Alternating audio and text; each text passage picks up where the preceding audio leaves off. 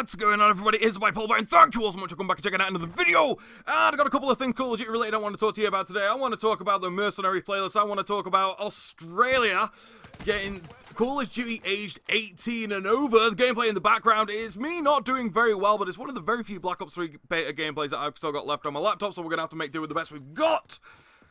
Alright, so let's get straight into it. So, Treyarch have confirmed that Call of Duty Black Ops 3 will have a Mercenary playlist.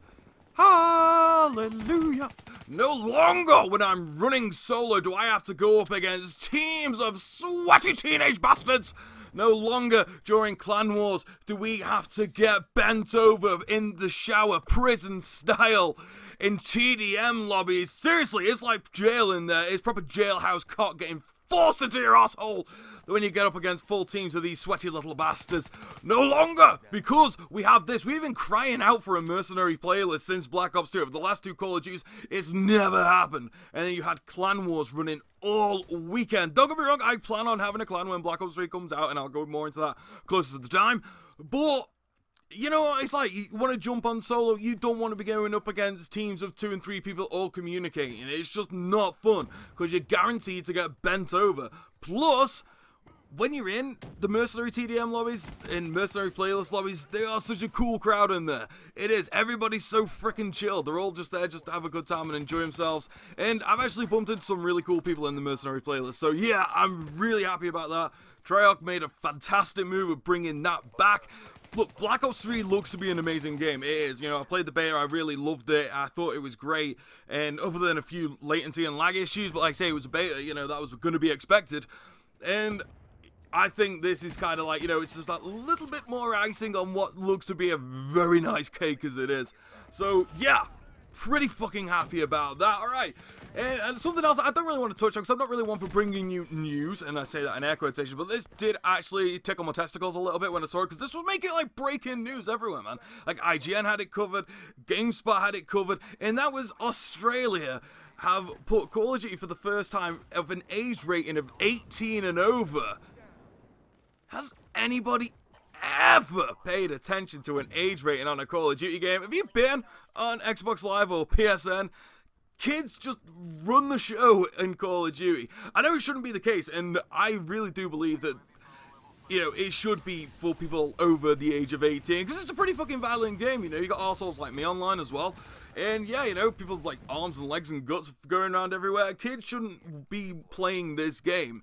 End of. I don't believe it should be aged 18 and up, though. Look, let's just say the people actually stuck to the age limits on these games. I reckon, you know, like 14, 15, that's when you should be able to play this game. Because, you know, when you're at that age, you've got quite a lot of work on anyway. Especially like school, you had homework, coursework. I think I never fucking did it.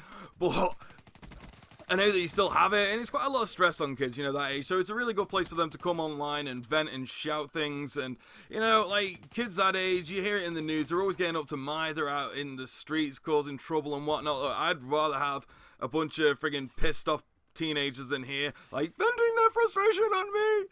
And, you know, instead of some poor old pensioner, they're going to mug for a $5. So sad as that is, it does happen.